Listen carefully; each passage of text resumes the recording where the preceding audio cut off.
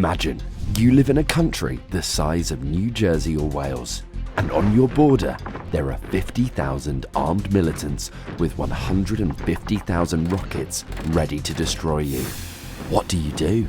You might turn to the ancient Chinese philosopher Sun Tzu, who said all warfare is based on deception through espionage. Offer the enemy bait to lure him. On the 17th of September 2024, an enemy took the bait. A stunning undercover attack took place in Lebanon, targeting thousands of members of the Iranian-backed militant group Hezbollah. Who could have carried out such an unprecedented operation, and why? It was a sunny afternoon in Lebanon, a country on Israel's northern border. At 3:30 p.m., an astonishing attack from an invisible enemy shocked the country. Over 3,000 Hezbollah operatives received a message on their pages. As soon as they opened the message, a tiny hidden plastic explosive was ignited and the pages exploded. This is the stunning story of Mossad's insane operation. In 2022, Hezbollah purchased 5,000 of these devices to secretly communicate with one another. However, these pages were not what they seemed. They were specially made with those hidden explosives set to go off when that encrypted message was read. But why were these booby-trap pages sent to Hezbollah? And who are Hezbollah? Let's rewind the clock to the group's origins. It emerged 3 years after Iran's 1979 Islamic Revolution. The name means the Party of God, and Iran created it to initially help keep the regime in power there, and later spread its influence to Lebanon and Syria. Armed with a manifesto to oust Western influence, destroy Israel, and pledge loyalty to Iran, it spread its Islamic vision. And since the day after Hamas attacked Israel on October 7, 2023, Hezbollah has been launching powerful rockets into Israel. Then came that day in September. In 1 hour, more than 3,000 of these beepers belonging to members of Hezbollah exploded in their hands across Lebanon.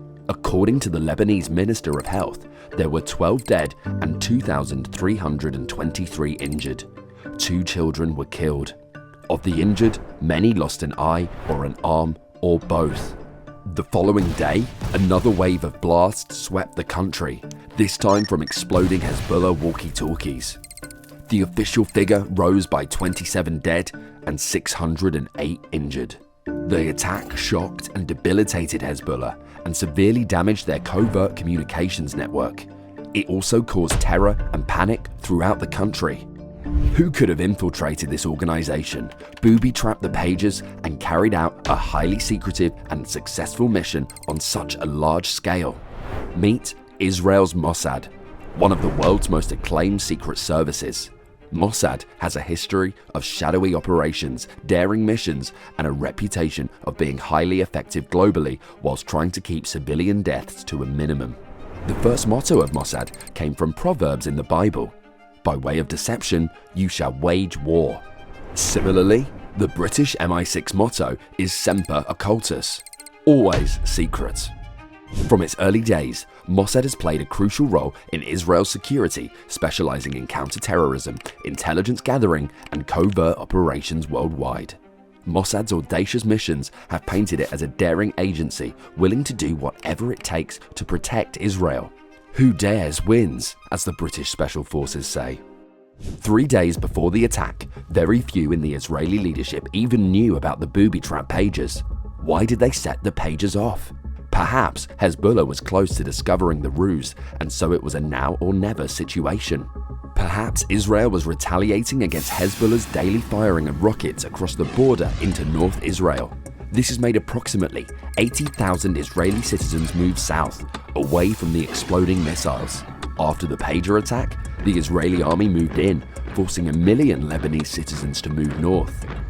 Perhaps Israel wished to decimate the leadership of Hezbollah and hoped this would create a deterrence to all-out war with untold casualties on both sides. This raises the often heated debate in Mossad itself. Do targeted assassinations have the desired effect? Deterrence.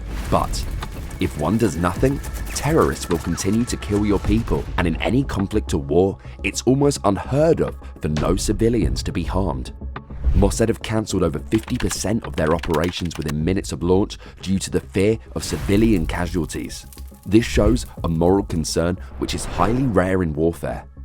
It also demonstrates the combination of an ingenuity that is rare, especially when the innovation is not just being applied to protect one's own citizens, but also to minimize civilian casualties on the other side. Most military experts predicted that for Israel to eliminate the Hezbollah threat, there would be a massive war with thousands of deaths on both sides. But after the pager attack, it was a different story.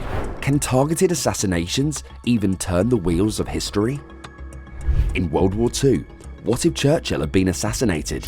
Or how about Hitler, on whom there were 42 attempts made, some missing by seconds?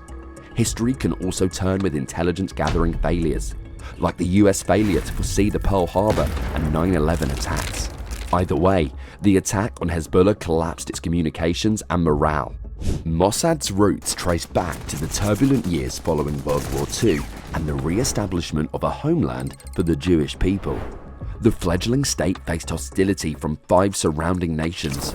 They needed a ruthless, sophisticated intelligence agency. Modeled on the CIA and the British MI6, it was tasked with conducting intelligence operations beyond Israel's borders. In 1960, Mossad showed their ability to reach across the world and carry out highly secretive missions. They captured Adolf Eichmann, a high-ranking Nazi responsible for planning and executing the Holocaust. Eichmann was living under the name Ricardo Clement in Argentina. Mossad found him. In a carefully planned operation, they abducted Eichmann and brought him to trial in Israel. He was found guilty and hanged in 1962, his ashes scattered in the sea. The global impact was profound. It showed Mossad's commitment to seeking justice for Holocaust victims. Later came an extraordinary story of the Mossad working with Hitler's favorite SS paratrooper, the strange case of Otto Skorzeny.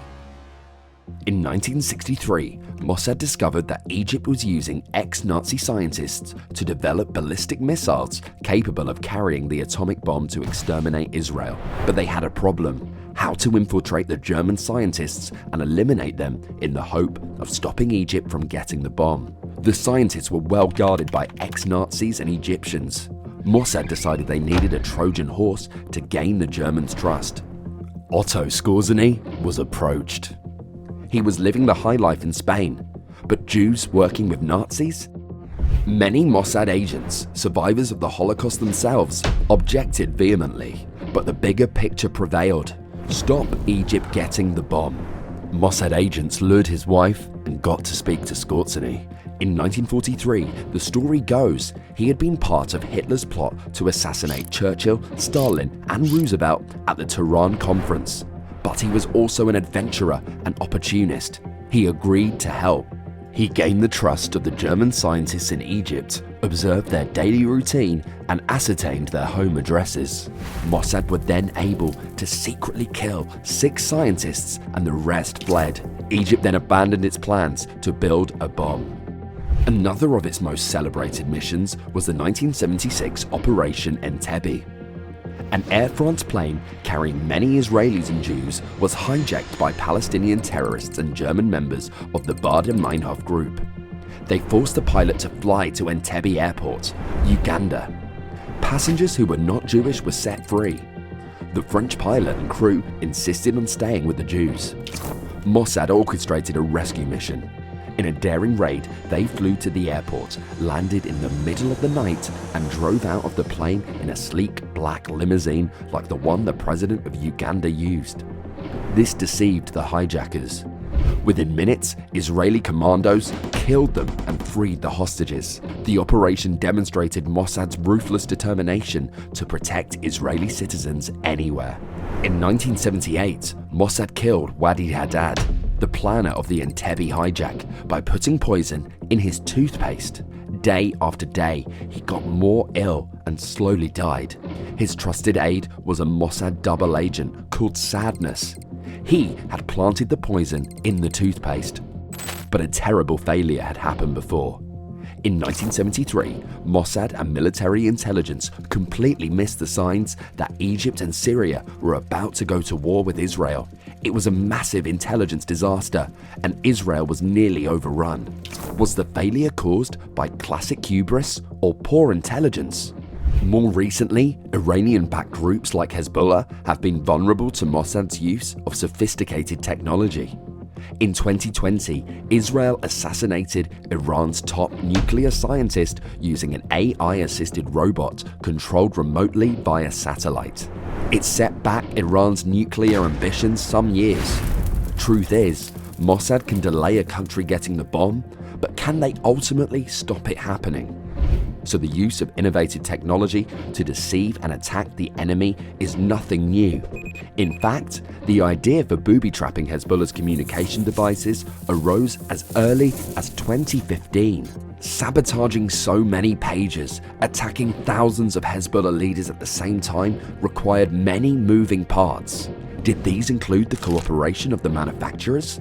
Or interrupting the supply chain?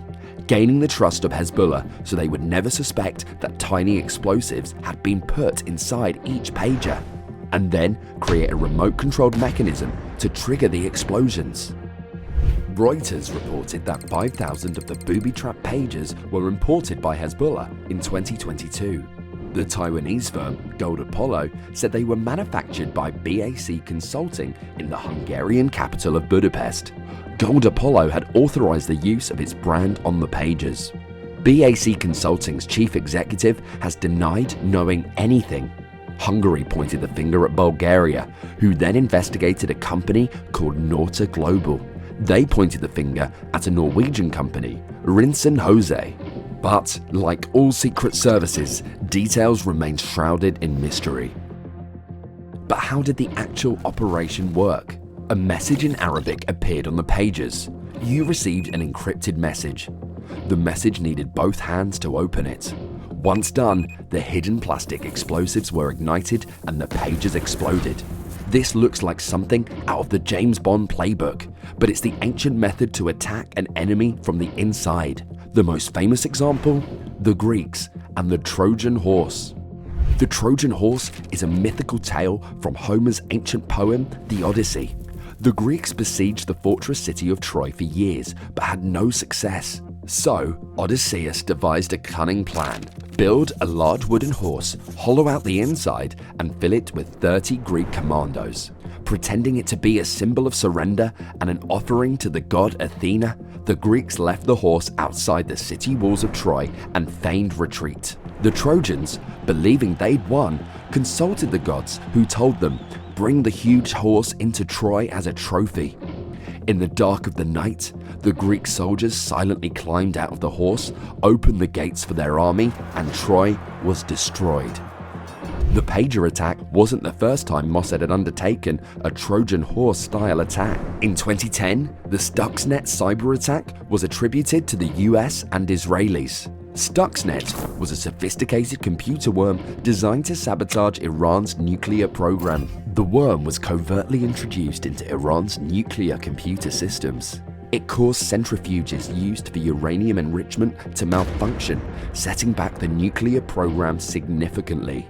A Trojan horse classic. Attacks by state actors aren't limited to Mossad. President Obama authorized the targeted killing of an estimated 3,797 people, including 324 civilians. Recently, there have been high-profile Russian attacks on dissidents in England using means that even James Bond would have been envious of. In London, Georgy Markov was killed by a poison pellet fired from an umbrella. Alexander Litvinenko had poison hidden in a pot of green tea. 2 Russian agents posing as tourists visited Salisbury Cathedral. They had smuggled in bottles of perfume with a deadly nerve agent inside. They sprayed this on the front door of the Skripal's house. Sergei and his daughter Yulia survived, but an innocent victim, Dawn Sturgis, was killed after she found and used a perfume bottle that the assassins had discarded in a park. But Mossad is also human. It's had its fair share of mixed results and failures. The 1972 Munich Olympic Games massacre of 11 Israeli athletes was a case of Mossad's failure to protect them. Germany refused to halt the games. Israeli Prime Minister Golda Meir initiated Operation Wrath of God. She deployed Mossad to exact justice by finding and eliminating each terrorist involved in the attack. It recalls the words of the renowned Israeli general Moshe Dayan. Millions of Jews gaze at us from the dust of Jewish history. We cannot prevent the murder of workers in the orchards or families in their beds, but we can set a high price for their blood. It took years, but Mossad tracked down the terrorists using an array of Trojan horse type methods and killed them one by one. They also wanted the world to know Mossad can strike anywhere, anytime. But Mossad made one fatal mistake, with one death. They mistakenly killed a Moroccan cleaner of a swimming pool in Sweden. It was the murder of an innocent and a disaster for Mossad internationally. Unlike the pager attack, hubris, overconfidence, and lack of patient evidence gathering had pulled Mossad down. The recent attack on Hezbollah, using traditional espionage, technology, and the Trojan horse idea, gives credence to Sun Tzu's comment that all warfare is based on deception. One can only ask what New Jersey or Wales might do if faced with comparable threats. Mossad's work has sparked internal and international controversy. They've had spectacular successes, but also some embarrassing blunders. But Israel knows that if it loses one war, it would mean annihilation. The pager attack reminds us that secret services and espionage are as ancient as history itself. And the eternal question? Do covert operations help prevent major wars breaking out and causing untold deaths? You be the judge.